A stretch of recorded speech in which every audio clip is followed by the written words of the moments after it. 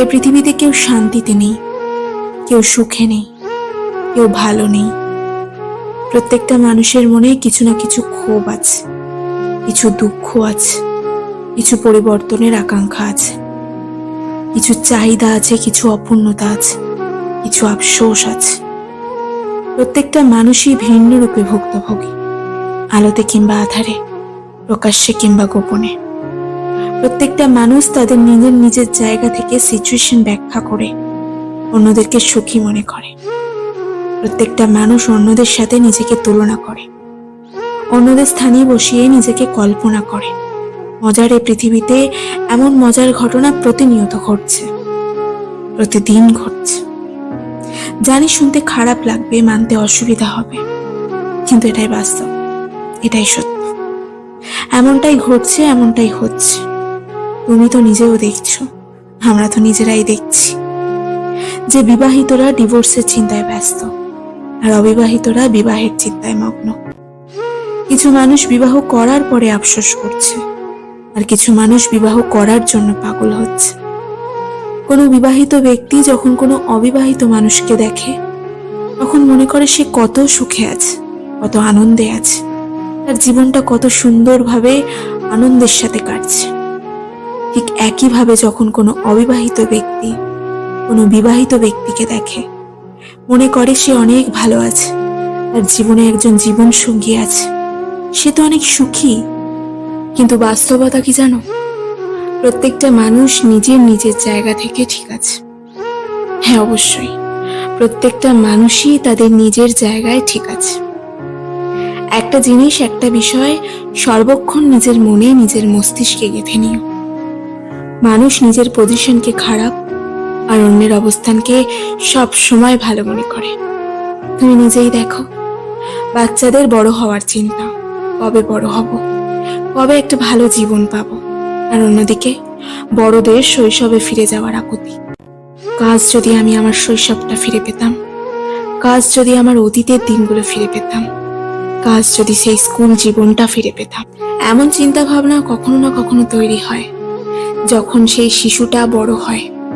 কিন্তু যখন সে শিশু ছিল, তখন কিন্তু সে তার শৈশবটাকে পছন্দ করতো না। আমি তোমাকে লিখে দিতে পারি যে বর্তমান পজিশন নিয়ে তোমার এত বেশি অভিযোগ, তোমার এত বেশি আফসোস, তোমার এত বেশি নেগেটিভ ধারণা, হতে পারে একটা সময় আসবে যখন তুমি এই বর্তমান সময়টাকে পাওয়ার জন্য আকুতি জানাবে, যখন তুমি এই দিনটাকেই পেতে চাইবে। প্রত্যেকটা মানুষই নিজের সময় অতিক্রম করার পরে অনুভব করে থাকে। আবারও বলছি, প্রত্যেকটা মানুষই তাদের নিজের নিজের জায়গা থেকে অসুখী।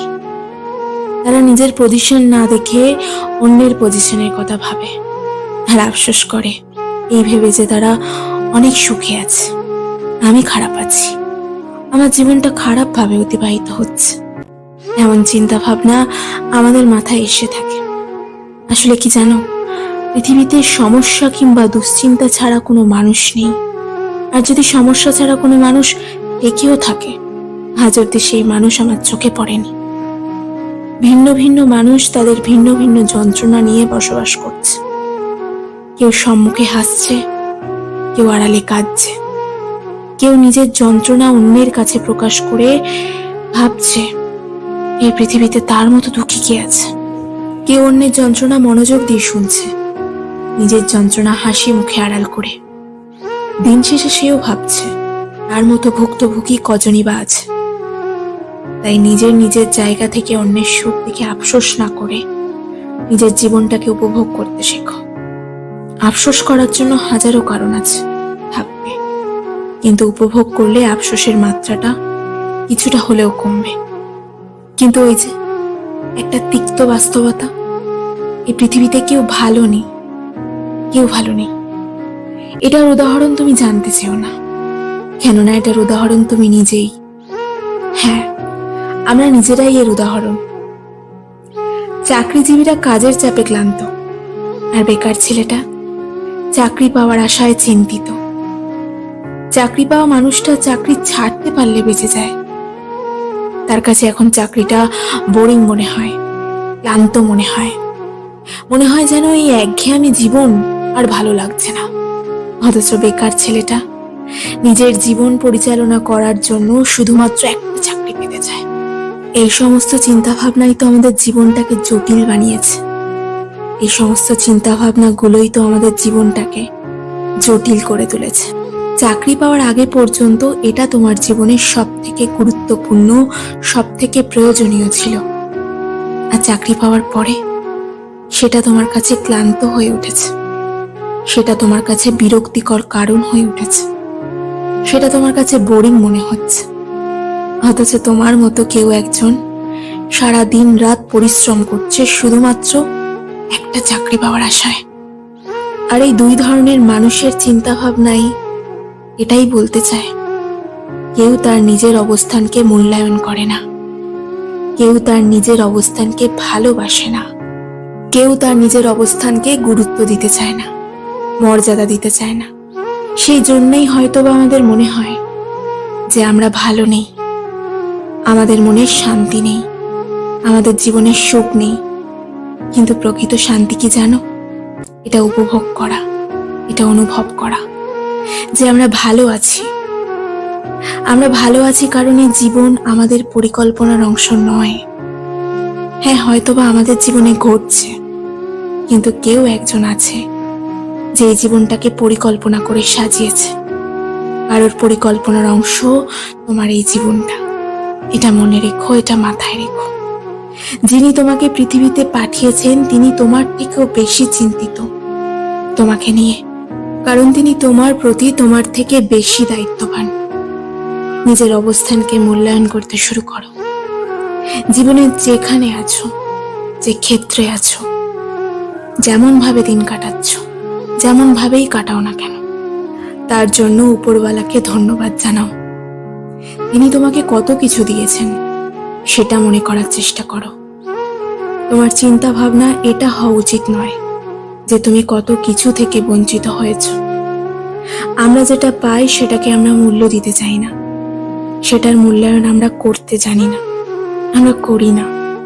সেই জন্যই তো এত আফসোস যে কাশ যদি আমি ওটা হতাম, কাশ যদি আমি ওটা পেতাম, কাশ যদি আমি ওটা ফিরে পেতাম, কাশ যদি আমার জীবনে এমনটা হতো। এই জীবনটা তো আমি চাইনি। কিন্তু আবারও তোমাকে বলছি, তোমার জীবনটা শুধুমাত্র তোমার পরিকল্পনার অংশ নয়। তোমার জীবনে যেটা হচ্ছে, যতটা হচ্ছে, হতে পারে সেটা তোমার ভালোর জন্য হচ্ছে, হতে পারে তোমার জন্য বড় কিছু অপেক্ষা করছে, ভালো কিছু অপেক্ষা করছে। তুমি নিজেকে সেটার জন্য প্রস্তুত করছো কিনা সেটা গুরুত্বপূর্ণ।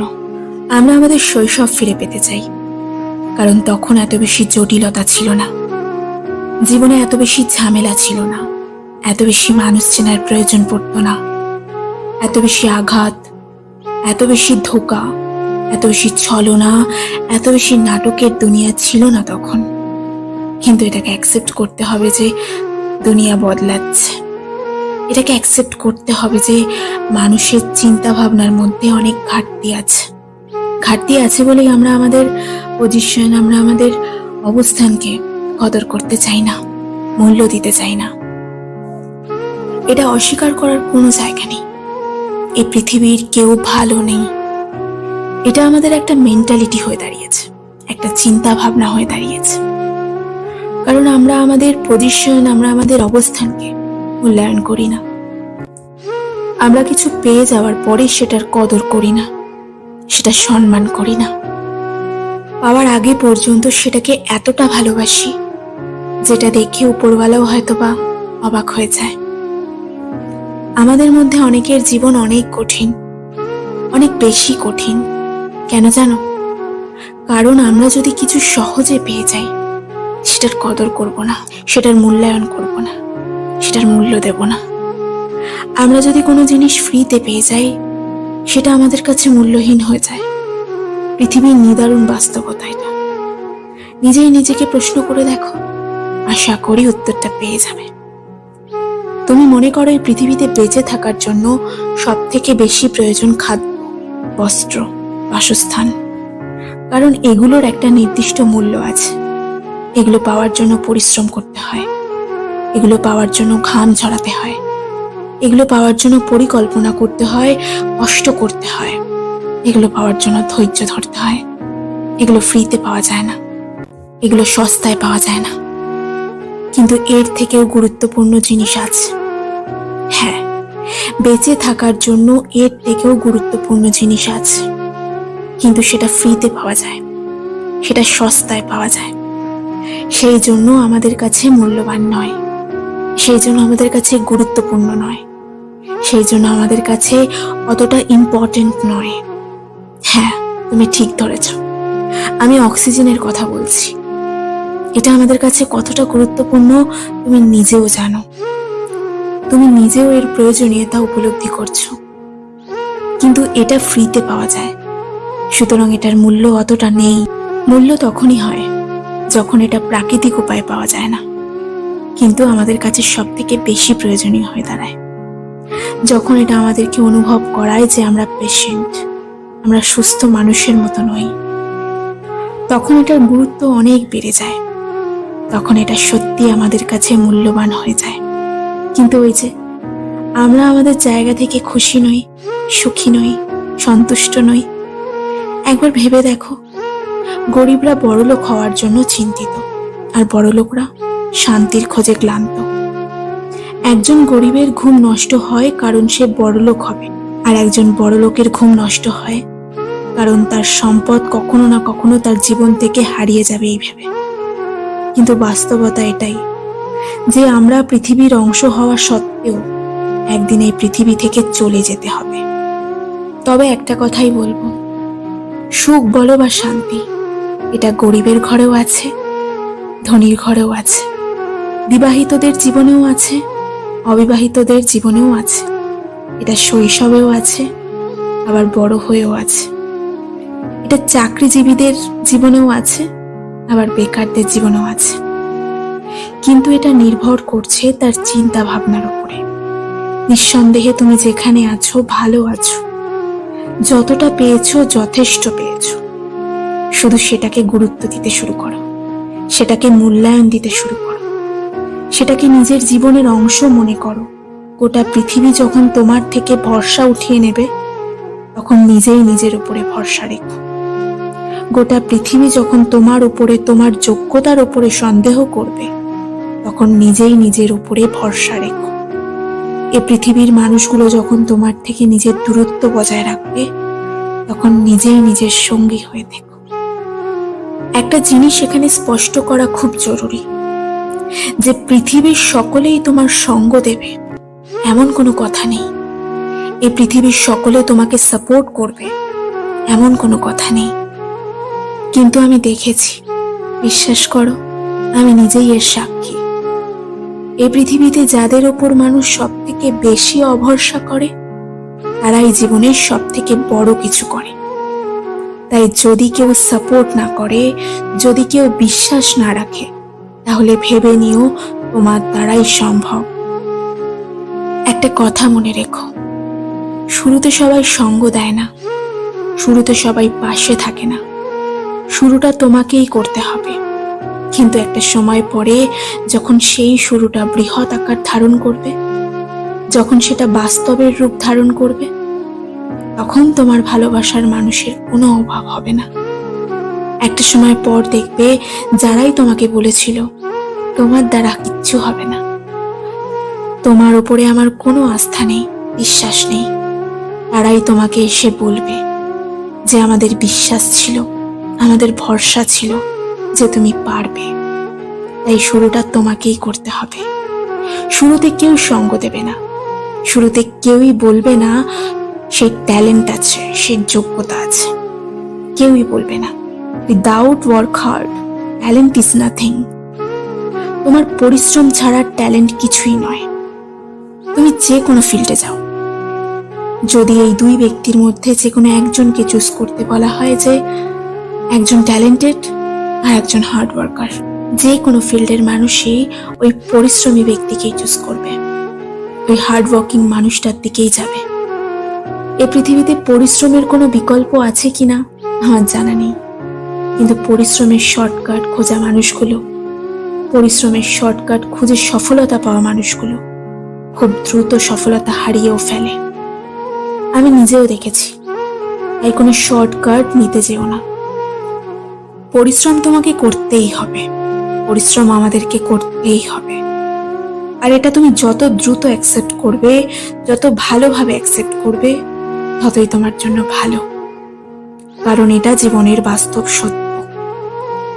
এটাকে তুমি সহজে যত মেনে নেবে, যতটা এনজয় করবে, ততই তোমার জন্য ভালো।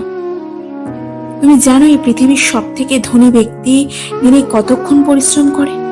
সপ্তাহে 100 ঘন্টা, কখনো কখনো 120 ঘন্টা, 100 hours in 1 week। মানে বুঝতে পারছো সময়টা কতটা? প্রতিদিন 14 ঘন্টা করে পরিশ্রম করে। একবার ভেবে দেখো, সেই পৃথিবীর সব থেকে ধনী ব্যক্তি হওয়া সত্ত্বেও যদি দিনে 14 ঘন্টা করে পরিশ্রম করতে পারে, তাহলে তোমার আমার কতক্ষণ করা উচিত? একবার নিজেকে প্রশ্ন করে দেখো। এদিকে তুমি আমি পরিশ্রমের শর্টকাট খুঁজছি। এটা কতটা গ্রহণযোগ্য হতে পারে এই প্রশ্নটাও নিজেকে করো। তোমাকে একটা বাস্তবতা বলি, হয়তো শুনতে খারাপ লাগবে, কিন্তু এটা বাস্তব। সফলতা পাওয়া যতটা কঠিন, সফলতা ধরে রাখাটাও ঠিক ততটাই কঠিন। কারণ মানুষ মনে করে আমি সফল হয়ে গেলে আমাকে আর পরিশ্রম করতে হবে না। পরিশ্রম তখনও ছিল, এখনো আছে, আর আগামীতেও থাকবে। তবে হ্যাঁ, তুমি সফল হলে মানুষের তোমার প্রতি দৃষ্টিভঙ্গি বদলাবে। তুমি সফল হলে তোমাকে যারা অবহেলা করছে আজকের দিনে, তারাও তোমাকে বাহবা দেবে, তারাও তোমার প্রশংসা করবে, তারাও তোমার পাশে আসতে চাইবে। যারা তোমাকে ছেড়ে চলে গিয়েছিল, তারা আফসোস করবে। আর সব থেকে খুশি হবে ওই 2 জন মানুষ যাদের জীবনের সাথে তোমার জীবনটা জড়িয়ে আছে, তোমার বাবা এবং তোমার মা। একটা কথা মনে রেখো, তোমার জীবনের স্বপ্নটা শুধুমাত্র তোমার নয়। তোমার সফলতার সাথে যে শুধুমাত্র তোমার জীবনটাই জড়িয়ে আছে তেমনটা কিন্তু নয়। তোমার সফলতার সাথে তোমার মা, বাবা, তোমার প্রিয়জনের জীবনটাও জড়িয়ে আছে। তাই এখনো সময় আছে, এখনো সুযোগ আছে, এখনো নিজেকে পরিবর্তন করার সুযোগ আছে। এই সময় এই সুযোগগুলোকে কাজে লাগাও। নিজেকে প্রশ্ন করো, উঠে দাঁড়াও। এত বেশি সমাজের দিকে তাকিও না, অত বেশি ভেবো না লোকে কি বলবে, লোকে কি ভাববে। কোনো যায় আসে না। লোকে তখনও বলতো, এখনো বলছে, আর আগামীতেও বলবে।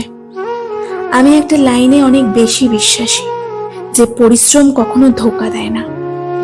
কেননা আমি আমার জীবন থেকেই এটা অনুভব করেছি, এটাকে রিয়েলাইজ করেছি যে পরিশ্রম কখনো ধোঁকা দেয় না। হ্যাঁ, কিছু পরিশ্রম হয়তো দেরিতে ফল দেয়, কিছু পরিশ্রম হয়তো বা দেরিতে রিয়্যাক্ট করে, কিন্তু পরিশ্রম কখনো ধোঁকা দেয় না। একটা কথা মনে রেখো, তোমার খারাপ সময় অনেক মানুষই তোমাকে দুর্ব্যবহার করবে। তাই কখনো মানুষের দুর্ব্যবহারে কষ্ট পেও না। এই পৃথিবীর প্রত্যেকটা মানুষই নিজের নিজের জীবন নিয়ে লড়াই করছে। বেশিরভাগ মানুষই নিজেকে দুঃখী আর অন্যদের সুখী মনে করে। প্রত্যেকটা মানুষই পৃথিবীর অতিথি মাত্র। আজ আছে, কাল থাকবে না, এটা জেনেও একটা লম্বা জীবনের পরিকল্পনা করে চলেছে। হ্যাঁ, প্রত্যেকটা মানুষই এই পৃথিবীতে লড়াই করছে। তাই সময় থাকতে থাকতে চেষ্টা করা উচিত, পরিশ্রম করা উচিত। যতটা চেষ্টা করার পর, যতটা পরিশ্রম করার পর নিজের উপর আর আফসোস হবে না।